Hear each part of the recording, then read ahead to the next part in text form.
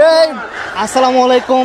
তো আজকে আমাদের মাঝে দেখতে পাচ্ছেন আপনারা উত্তাল কণ্ঠে গাজীপুর কাঁপতেছে।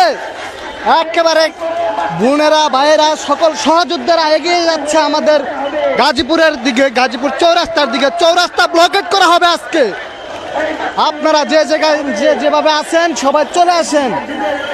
আজকে একেবারে পুরা ডুয়েট থেকে শিববাড়ি পর্যন্ত আমাদের সহযোদ্ধার অভাব নেই। আসেন, যোগ দেন, কাঁপাতে হবে, পুরা ব্লকেট হবে গাজীপুর চৌরাস্তা।